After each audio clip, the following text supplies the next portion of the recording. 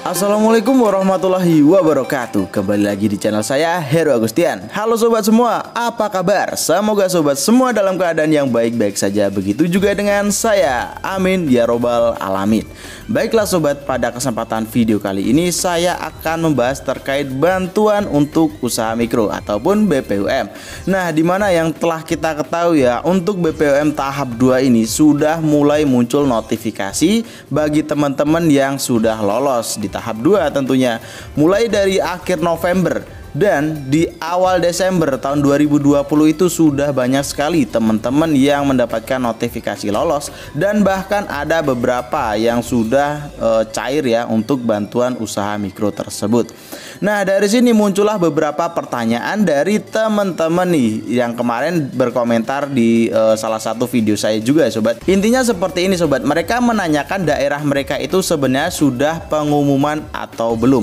Contohnya nih daerah Jawa Barat, Kak, Jawa Barat sudah mulai pengumuman belum? Untuk Sumatera Selatan juga seperti itu, Kak, Sumatera Selatan sudah mulai pengumuman belum untuk BPUM yang tahap 2 ini.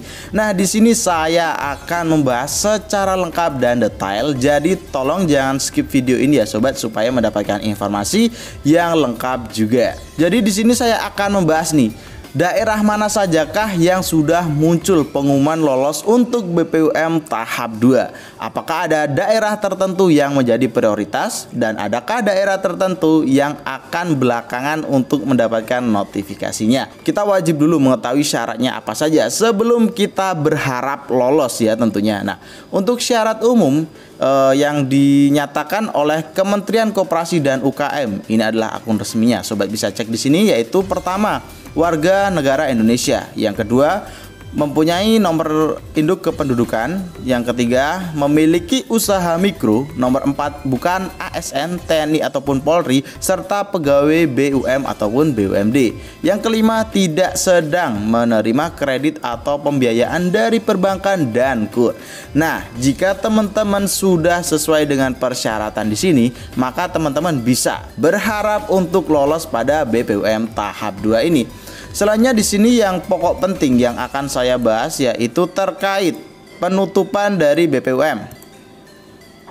Kita wajib tahu dong untuk penutupannya secara nasional itu kapan. Jika setelah ditutup, maka di situ pula akan terjadi proses seleksi.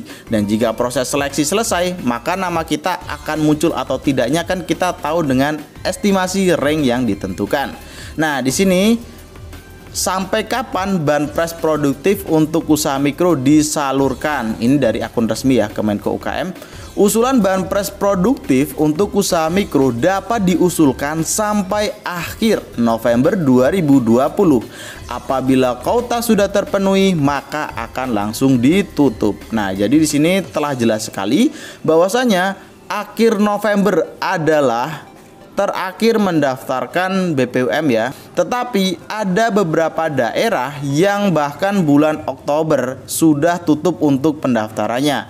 Nah, jadi secara nasional tetap intinya pada November, tetapi untuk kebijakan masing-masing daerah bisa saja bulan Oktober ataupun November awal itu bisa saja terjadi. Nah, banpres produktif untuk usaha mikro ini akan disalurkan sampai dengan akhir Desember 2020. Ini adalah disalurkan dari Kementerian Koperasi dan UKM ya sobat. Ingat, disalurkannya itu dari Kementerian Koperasi dan UKM ke bank penyalur. Mungkin jika dari bank penyalur ke penerima BPUM akan memiliki estimasi waktu yang lebih dari ini, juga bisa saja terjadi dan sangat mungkin terjadi. Maka kita masuk dalam skema seperti ini sobat. Ini adalah skema yang saya buat ya, mencari data di lapangan, dan saya mendapatkan data-data seperti berikut ini.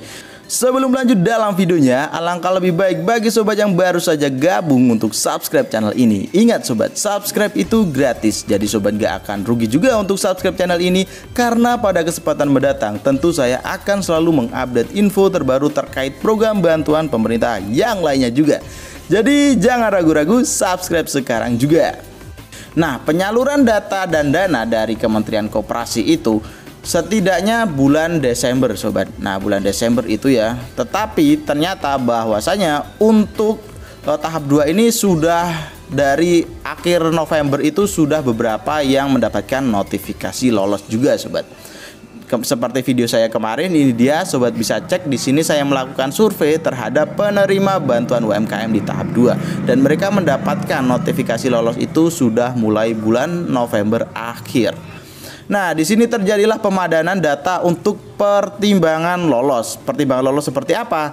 Seperti kita ketahui nih bahwasanya dari bank penyalur juga memberikan data siapa saja yang menerima pengkreditan rakyat ataupun KUR. Nah, itu akan menjadi pertimbangan lolos atau enggaknya bagi teman-teman yang memiliki KUR.